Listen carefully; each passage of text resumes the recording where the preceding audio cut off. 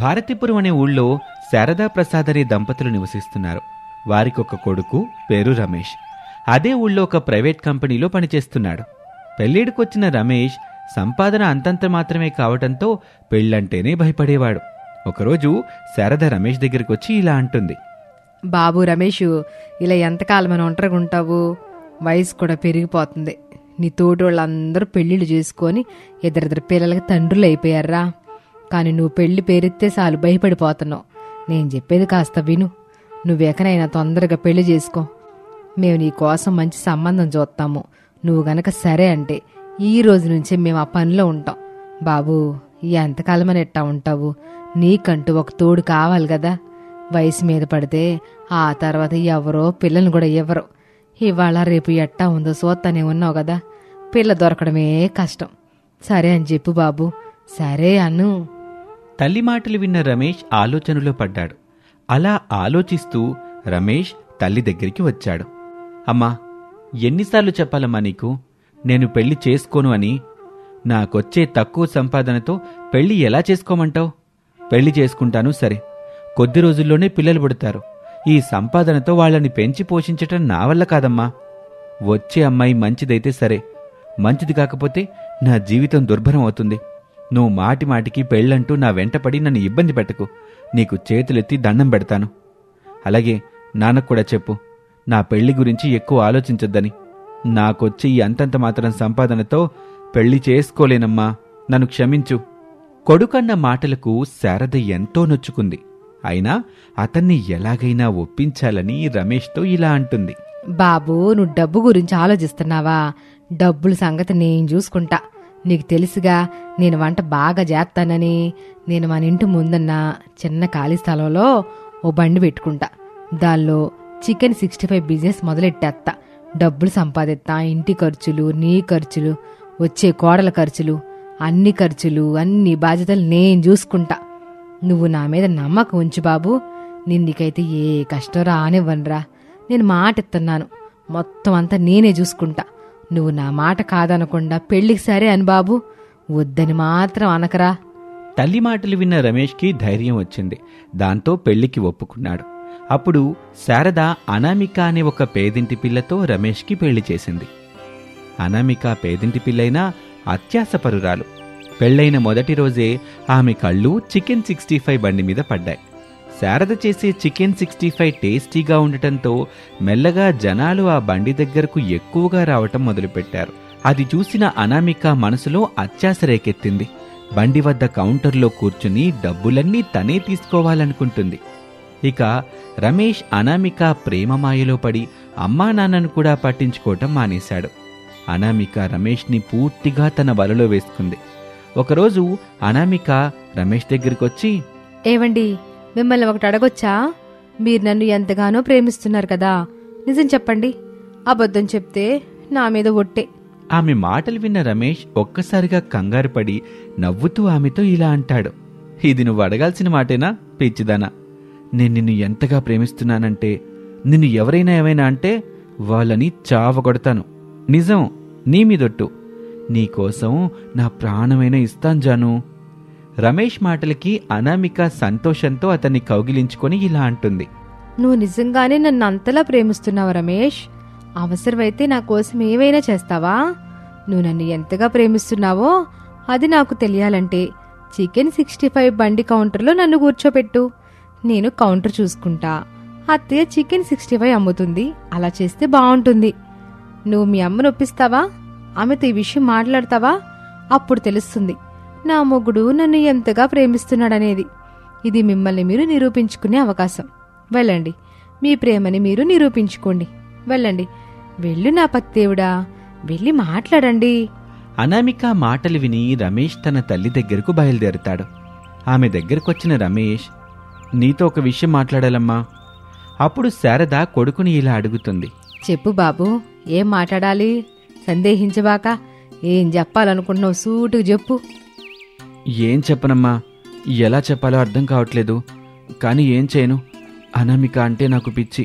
నాకు తనంటే చాలా ఇష్టం. తన మనసు బాధ పెట్టలేను. అనామికని చికెన్ 65 బండి కౌంటర్లో కూర్చోబెడదాం అనుకుంటున్నాను. తాను కూడా నీ బిజినెస్లోకి చెయ్యేస్తుంది. ఇద్దరూ కలిసి పనిచేసుకుంటే బాగుంటుంది. నీకు పని ఒత్తిడి తగ్గుతుంది. చెప్పమ్మా, ఏమంటా? కానీ బాబు, కొత్త కోళ్ళు వచ్చి కౌంటర్లో కూర్చుంటే చూసేవాళ్ళు ఏమనుకుంటారు? వాళ్ళు అడిగితే ఏం చెప్పను. పెళ్ళై 10 రోజులు కూడా కాలేదు, అప్పుడే కోడలతో పని చేయిస్తుందని ఊర్లో వాళ్ళందరూ నన్ను తలా మాట అనరో. కోడలతో పని చేయించడం నాకు ఇష్టం లేదు. తన్నే మహారాణిలాగా ఇంట్లో కూర్చొని మొత్తం పని నేను చేసుకుంటా గాని బాబు, తనతో పని చేయించడం ఏమాత్రం బాగోదు. ఇంట్లో ఉండి మహారాణిలా ఇంటి పనులు చూసుకోమను. అమ్మా, ఇంతకు ముందే చెప్పాను. ఈ రోజు నుంచి అనామిక బండి మీద కౌంటర్ చూసుకుంటుంది. ఈ విషయంలో నువ్వేం చెప్పినా నేను విన్ను. చెప్పేది వినబడుతుందా? ఇది నా నిర్ణయం, దీంట్లో మార్పు లేదు అని చెప్పి రమేష్ అక్కడి నుంచి కోపంగా వెళ్ళిపోతాడు. ఆ రోజు నుంచి అనామిక క్యాష్ కౌంటర్ చూసుకుంటూ ఉంటుంది. బండి దగ్గరికి వచ్చిన వాళ్ళు అనామికను వింతగా చూడటం మొదలు పెడతారు. ఇది శారదకు అస్సలు నచ్చలేదు. అయితే అనామిక ఇవేమీ పట్టించుకోకుండా తన దృష్టంతా కౌంటర్ మీద వచ్చే డబ్బు మీదే పెడుతుంది. రాత్రికి ఇంట్లోకి వెళ్ళేటప్పుడు వచ్చిన డబ్బంతా తీసుకుని తన రూంలో అల్మారాలో దాచేసేది. శారదకి సామాన్లు కొనటానికి కూడా అనామికను డబ్బులడిగే పరిస్థితి ఏర్పడుతుంది. రోజులు గడిచే కొద్దీ అనామిక ఆ బండికి తానే యజమానిలా ప్రవర్తించసాగింది. తన అత్తను ఒక పని మనిషిలా చూడటం మొదలుపెట్టింది. ఒకరోజు చికెన్ 65 చేయటం ఆలస్యమైందని అత్తగారి మీద అరుస్తూ, ఏయ్ ముసలిదానా, ఇలా నిదానంగా పనిచేస్తే వ్యాపారం ఎలా చేసేది? తొందరగా పనిచేయి, 3 పూట్ల మెక్కుతావుగా. తిని తిని ఎంత లావైపోయావో. నిన్ను నువ్వెప్పుడైనా చూసుకున్నావా అసలు? మా ఆయన నిన్ను నెత్తికెక్కించుకున్నాడు, అందుకే ఇలా తయారయ్యావు. అసలు ముందు ఆయన్ని దారిలో పెట్టాలి. నా మొహం ఏం చూస్తావు? వెళ్ళి పని చూడు. అనామిక అన్న మాటలకి శారద ఎంతగానో బాధపడింది. ఏడుస్తూ అక్కడి నుంచి వెళ్ళిపోయింది. శారద రమేష్ దగ్గరికొచ్చి అనామిక తనను తిట్టిన విషయం చెప్పింది. బాబు రమేషు, నీ భార్య ప్రవర్తన అసలేం బాగలేదు. తను నన్ను ఒక పని మనిషిలాగా సోతుంది. అందరి ముందు నా మీద కోపడుతుంది. కౌంటర్లో వచ్చిన డబ్బంతా తనే తీసేసుకుంటుంది. మొత్తం డబ్బు తన అల్మారాలో దాచుకుంటుంది. ఒకసారి నీ భార్యతో మాట్లాడు. అందరి ముందు నా మీద అరవద్దని చెప్పరా, లేదంటే నేను వ్యాపారం మానేత్తా. రమేష్ జరిగిన విషయం అంతా అనామికతో చెప్తాడు. దాంతో అనామికకి చాలా కోపం వస్తుంది. రమేష్తో శారద మీద లేనిపోనివి కల్పించి చెప్తుంది.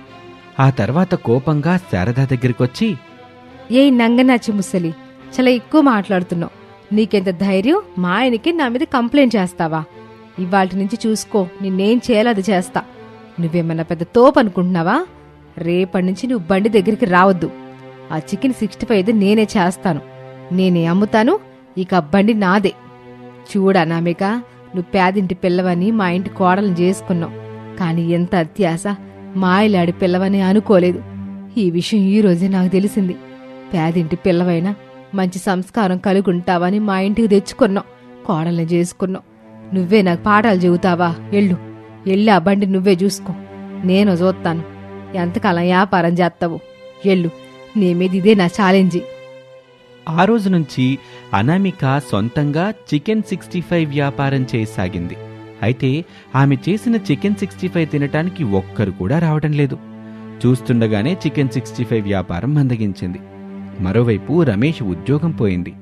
తిండి కూడా దొరకని పరిస్థితి ఏర్పడింది. ఆకలితో అనామిక మంచం పట్టింది. అప్పుడు అనామిక ఏడుస్తూ వచ్చి శారద కాళ్ల మీద పడింది. శారద మనస్సు చలించింది. తర్వాత శారద మళ్లీ చికెన్ 65 వ్యాపారాన్ని ప్రారంభించింది.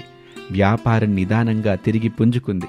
శారద అనామిక ఈసారి కలిసి పని చేసుకోవటం మొదలుపెట్టారు. వ్యాపారం రోజురోజుకీ పెరగసాగింది. అనామిక శారదలు ఇంతకు ముందులా అత్తాకోడలలా కాకుండా తల్లి కూతుళ్లలాగా బాగా కలిసిపోయి చికెన్ 65 వ్యాపారాన్ని విజయవంతంగా నడపడం మొదలుపెట్టారు. మునుపటిలాగానే శారద చికెన్ 65ని ఎలా అయితే చేసేదో, ఏ విధంగా అయితే కస్టమర్లు తన చికెన్ 65ని ఇష్టపడేవారో ఇప్పుడు మళ్ళీ అదే విధంగా వారి వ్యాపారం ముందుకు సాగుతూ ఉంటుంది. రమేష్లో కూడా మార్పొస్తుంది. వారికి ఒక పండంటి బిడ్డ కూడా పుడుతుంది. ఇక అందరూ సంతోషంగా జీవించసాగారు.